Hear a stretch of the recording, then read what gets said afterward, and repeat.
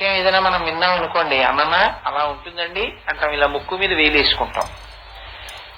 మీరు ఆశ్చర్యపోతారు నేను చెప్తే.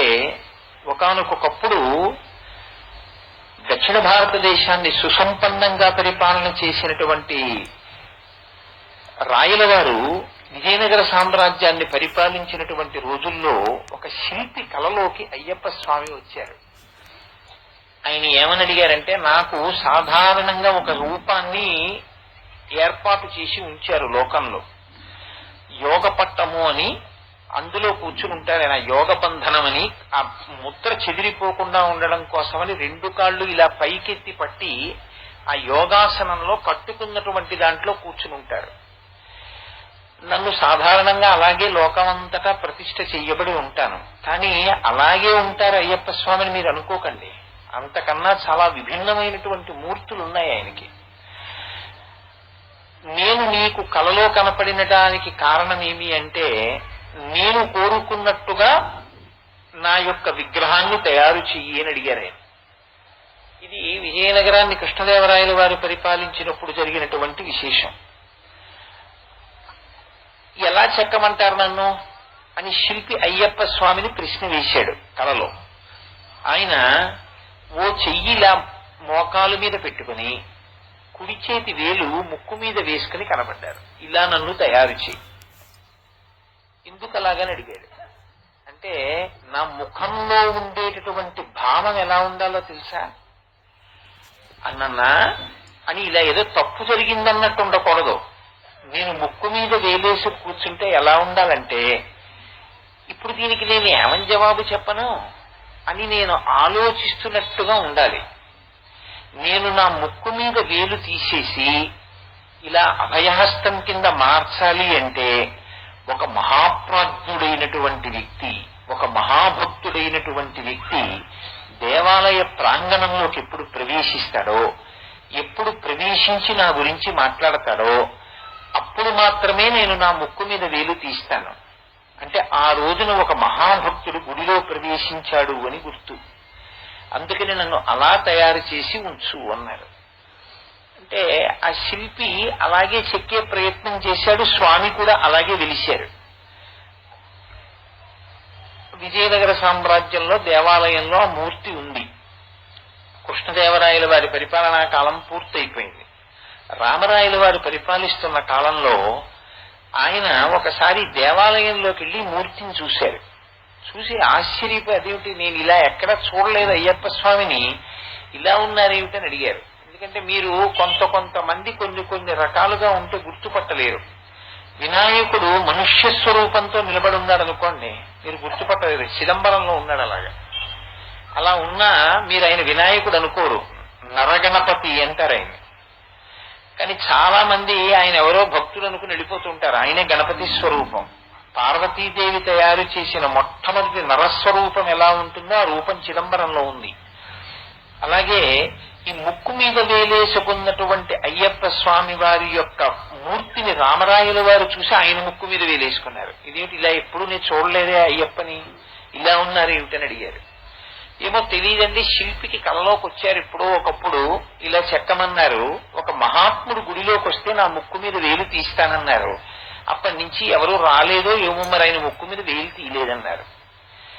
రామరాయల వారు కొంతకాలం అయిపోయిన తర్వాత అప్పై దీక్షితర్ అని చాలా మహాభక్తుడు. అప్పై దీక్షితర్ అంటే సామాన్యమైనటువంటి వ్యక్తి కారు ఆయన. ఆయన ఎంతటి మహా ఉపాసకుడంటే, ఆయన కాలంలో నాకు పిచ్చి పడితే నేను ఏం మాట్లాడతానో గమనించండి అని పిచ్చి పట్టే మందు తాగి తలుపేసుకుని శిష్యుల్ని ఆయన పిచ్చి పట్టినప్పుడు ఏం రాస్తారో రాసుకోమన్నారు పుస్తకాల్లో. ఆ మందు ప్రభావం 1 గంట సేపు ఉంటుంది. ఆ గంట సేపు పిచ్చెక్కినప్పుడు ఆయన చేసినటువంటి స్తోత్రం పరమశివుడి మీద అత్యద్భుతమైనటువంటి స్తోత్రం, ఉన్మత్త స్తోత్రము అంటారు దాన్ని. ఆయనకి పిచ్చి తగ్గిపోయిన తర్వాత తలుపులు తీశాక శిష్యులు చదివి వినిపించారు, మీరు ఆ పిచ్చిలో పరమశివుణ్ణి ఇలా స్తోత్రం చేశారని. అంతటి మహాభక్తుడు అప్పై దీక్షితర్. ఆ అప్పై దీక్షితర్ వారిని వేరొక భక్తుడిని కూడా తీసుకుని ఇద్దరితో కలిసి రామరాయల వారు లోపలికి వెళ్ళారు. ఇందులో అప్పై దీక్షితర్ శివభక్తుడు, కానీ విష్ణు ద్వేషం ఉన్నవాడు కాడు. ఆయనకి శ్రీ మహావిష్ణువుగా పరమేశ్వరుడున్నా మహాభక్తి, పరమశివుడుగా ఉన్న మహాభక్తి. కాబట్టి అప్పై దీక్షితర్ వారి భక్తి ఒక పూర్ణత్వాన్ని పొందిన భక్తి. రామరాయల వారితో వచ్చినటువంటి రెండో ఆయన, నేనది తప్పు అనేవి అంటలేదు, కానీ ఆయనకి విష్ణు స్వరూపం అంటే చాలా ఇష్టం. ఆయన శివస్వరూపాన్ని మాత్రం అస్సలు సహించలేడు, అదొక్కటే దోషం. ఇద్దరూ కలిసి దేవాలయంలోకి వెళ్ళారు. వెళ్ళిన తర్వాత ఆ ముక్కు మీద వేలేసుకున్న అయ్యప్ప స్వామి వారి విగ్రహం చూపించారు రామరాయలు వారు. చూపించి ఇలా ఎందుకుంది ఇది చెప్పండి అని అడిగారు. అడిగితే శివస్వరూపాన్ని అంగీకరించలేక కేవలం విష్ణు స్వరూపాన్ని మాత్రమే స్తోత్రం చేసేటటువంటి అలవాటు ఉన్న భక్తుడైనటువంటి వారు రామరాయలతో వచ్చినటువంటి ఆయన పేరు వాడడం నాకు ఇష్టం లేదు. అందుకని ఆయన అన్నారు రామరాయల వారితోటి, ఈయన ఇలా ముక్కు మీద ఎందుకు వేలేసుకుని ఆలోచిస్తున్నారో నాకు అర్థమైంది అన్నారు. ఏమర్థమైంది చెప్పండి అన్నారు. అయ్యప్ప స్వామి ఆలోచిస్తున్నారు మనసులో, విష్ణోసుతోహం విధినా సమోహం ధన్యాస్తకోహం సురసేవితోహం తథాపి భూతేశసుతోహం భూతగణై వృత్తాసి చింతయతీహ శాస్త్రాః అన్నారు. అంటే విష్ణుసుతోహం, హరిహరపుత్రుడు కదా, విష్ణువు యొక్క కుమారుడు. నేను విష్ణువు యొక్క కుమారుణ్ణి కాబట్టి నేను చాలా అదృష్టవంతుణ్ణి. విధినా సమోహం, విష్ణువు యొక్క కుమారుణ్ణి కాబట్టి చతుర్ముఖ బ్రహ్మగారితో సమానమైన వాణ్ణి. విష్ణువు యొక్క నాభికమలంలోంచి కదా బ్రహ్మగారు పుట్టారు. విష్ణువుకి కొడుకుని కాబట్టి నేను బ్రహ్మగారితో సమానమైన వాణ్ణి. ధన్యాస్తతోహం, కాబట్టి నేను చాలా ధన్యుణ్ణి. సురసేవితోహం, విష్ణువు యొక్క కుమారుణ్ణి కాబట్టి నన్ను దేవతలందరూ స్తోత్రం చేస్తుంటారు. దేవతలు కూడా నా దగ్గర నిలబడి నన్ను పొగడవలసిందే, అంతటి శక్తివంతుణ్ణి. కానీ వచ్చిన ఇబ్బంది ఒక్కటే వచ్చింది. ఏమిటా ఇబ్బంది? తథాపి భూతేశసుతోహం. ప్రారంధం ఎక్కడొచ్చిందంటే, నేను భూతేశుడికి కూడా కొడుకుని.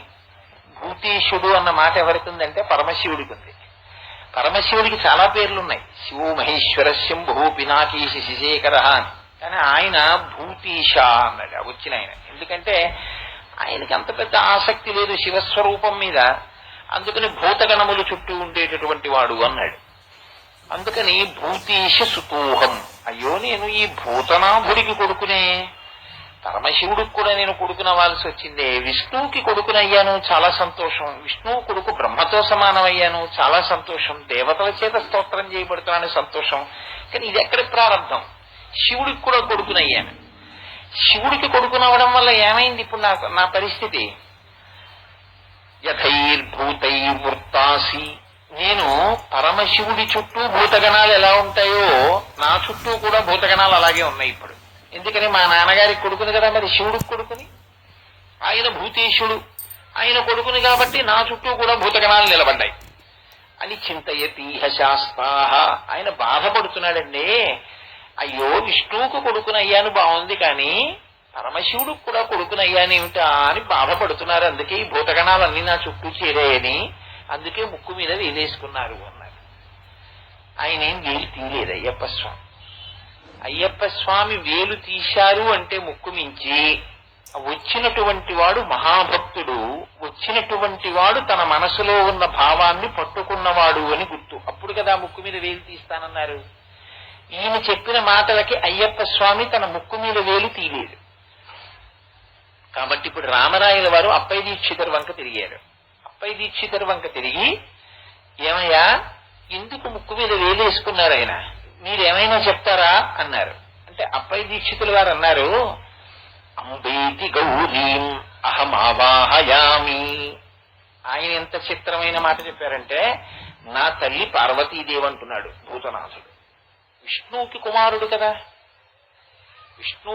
విష్ణువు తల్లి మోహిని రూపంలో, పరమశివుడు తండ్రి. విష్ణువు తల్లి కాబట్టి ఏమనాలి అయ్యప్ప స్వామి? నా తల్లి విష్ణు అనాలి. కానీ అప్పై దీక్షితర్ అన్నారు, అంబేతి గౌరీం అహమావాహయామి. నేను తలుచుకుంటున్నాను, నేను స్మరిస్తున్నాను. ఎలా తలుచుకుంటున్నానో తెలుసా? నాకు తల్లి పార్వతీదేవే అని నేను భావిస్తున్నాను. అంబేతి గౌరీం అహమావాహయామి. నేను స్మరించడానికి కారణం ఏమిటి? ఒక్కటే కారణం. పత్నేహి పితుర్ మాతర ఏవ సర్వాహ. మా నాన్నగారికి భార్యలు ఎవరున్నారో వాళ్ళందరూ నాకు తల్లులే. పూర్వం రాజులకి ఒకరికన్నా ఎక్కువ మంది భార్యలు ఉండేవారు. తండ్రికి ఎంతమంది భార్యలున్నా కొడుక్కి తండ్రి గారి భార్యలు అందరూ తల్లులే కదండి. అందుకని నాకు తండ్రి శివుడు అంతవరకు ఖాయం, పరమశివుడి యొక్క కొడుకుని. కాబట్టి ఇప్పుడు పరమశివుని యొక్క భార్య పార్వతీదేవి నాకేమవ్వాలి? నా తల్లి అవ్వాలి. అందుకని అంబేతి గౌరీం అహం ఆవాహయామి. నేను నా తల్లి పార్వతీదేవి అని భావన చేస్తున్నాను. కారణం ఏమిటి? పత్నేహి పితురు మాతర ఏవ సర్వాహ. నా తండ్రి భార్యలందరూ నాకు తల్లులే. నా తండ్రికి భార్య అని చెప్పినప్పుడు గౌరీదేవిని చెప్తారు. గౌరీ శంకరులు అంటారు, పార్వతీ పరమేశ్వరులు అంటారు. కాబట్టి నేను పార్వతీదేవి నా తల్లి అంటున్నాను. పార్వతీదేవి నా తల్లి అన్నప్పుడు విష్ణువు నా తల్లి కాదు అని నేను చెప్పట్లేదు. ఎందుకు చెప్పట్లేదు? ఆ విష్ణువే పార్వతిగా ఉంటాడు కాబట్టి, నారాయణ నారాయణీగా ఉంటుంది కాబట్టి ఆయనే నాకు తల్లి. విష్ణువు తల్లి అండం వైష్ణవి తల్లి. వైష్ణవిగా విష్ణువు, నారాయణిగా పార్వతీదేవిగా నాకు తల్లి. కానీ ఇబ్బంది ఎక్కడొచ్చిందంటే కథాంను లక్ష్మీం చింతయతీహ శాస్త్రాః. విష్ణువు నాకు తల్లే. ఆడదానిగా మోహిని రూపంలో ఉన్నప్పుడు నాకు అమ్మ. మా నాన్నగారి భార్య కాబట్టి, పరమశివుడి భార్య కాబట్టి గౌరీదేవి నాకు అమ్మ. కానీ విష్ణువు యొక్క భార్య లక్ష్మీదేవి. లక్ష్మీదేవిని నేనేమని పిలవాలి? తండ్రికి భార్యలందరూ తల్లులు. తల్లికి భార్యలు ఉంటారా? ఉండరుగా. విష్ణువు తల్లి ఆయనకి. విష్ణువు తల్లి అయితే విష్ణువుకు మళ్ళీ భార్యలు ఎలా ఉంటారు? విష్ణువు తల్లి కాబట్టి తల్లికి భార్యలు ఉండరు. ఇంకా కథాంను లక్ష్మీం ను అని వేస్తే సంస్కృతంలో అనుమానం వచ్చింది అని గుర్తు. కథాంను లక్ష్మీం చింతయతీహ శాస్త్రాః. శాస్త్రాః అంటే శాస్త్రము తెలిసి ధర్మమును నిలబెట్టేవాడు అని గుర్తు. కథాంను లక్ష్మీం. నాకు లక్ష్మీదేవి ఏమవుతుంది? నేను ఏమని పిలవాలి లక్ష్మీదేవిని? లోకమందరూ జగన్మాత కాబట్టి లక్ష్మిని అమ్మ అంటారు. నేను అమ్మ అందామంటే లక్ష్మీదేవి నా అమ్మకి భార్య. అమ్మకి భార్య లోకంలో ఉండదుగా. మా నాన్నగారికి ఒకరికన్నా ఎక్కువ మంది భార్యలు ఉండొచ్చేమో, మా అమ్మగారికి భార్యలు ఉండరుగా. మరి మా అమ్మ విష్ణువు అయితే విష్ణువుకి భార్య లక్ష్మి కదా. మరి నాకు ఇప్పుడు లక్ష్మి ఏమవుతుంది? కథాంను లక్ష్మీం చింతయతీహ శాస్త్రాః.